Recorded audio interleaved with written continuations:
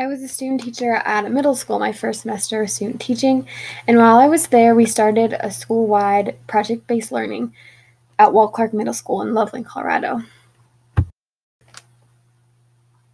The big question the administrative team and the teachers asked the student body to inspire this project was, how might students bring Walt Clark Middle School's mission statement to life on our campus? On this slide, you'll see the mission statement and the logo of Walt Clark Middle School. The mission statement is, as a STEM-infused culture, Walt Clark Middle School will academically challenge and support each student to be a problem solver of the 21st century. The logo says Walt Clark Cougars STEM.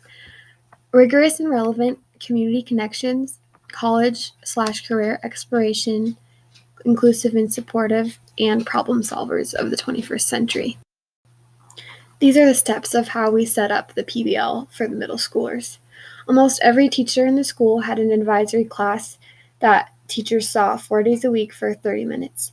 All classes were the same grade, so some teachers only had 6th graders, some teachers had 7th graders only, and some only had 8th graders. We had the individual classes take some time to read the school logo and the mission statement and take notes on what stood out to them the most.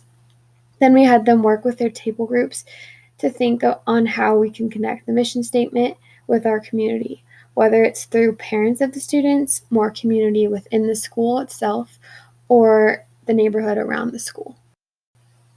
Students got about 4 weeks to work on this since the class periods were so short. We had the students evaluate the question and look at the logo to come up with some ideas for how they might want to get the school more involved in the community. We had groups share their ideas and form groups based on their interests of the project.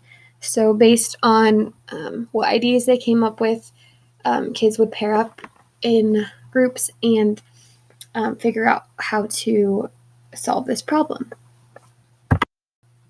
Based on the groups that the students formed together in our class, we gave them time to research as a group, come up with slides, and any other aspects of their project that they might want to share so that they could start focusing on their goal in creating this project for the middle school, while also referencing the mission statement and creating community.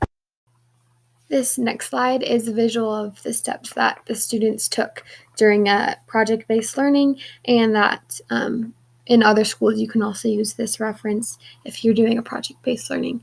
So it says, look, listen, and learn, ask questions, understand the process of the problem, navigate ideas, create a prototype, highlight and fix, launch to an audience.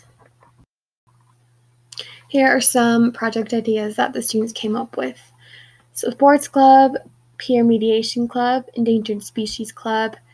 They had an idea to put clocks in the hallways to show students more of the time that they had during their passing periods.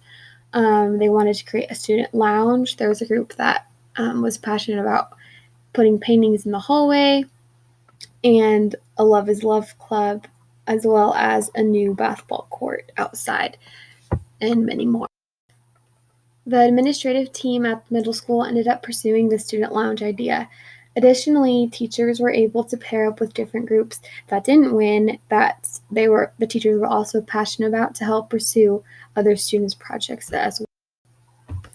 Overall, the middle school did a great job at doing this school-wide project-based learning. What I noticed while working with my mentor teacher's class was that about half weren't motivated by this project, which is the key to doing a good project, to getting a good project result since it's student-driven. However, there were a lot of groups that did a great job and were excited about it. So even though it's discouraging to see the students that didn't quite enjoy the project, it's better to look at the ones that did and see the success that they had from it, because that will also drive their success as well.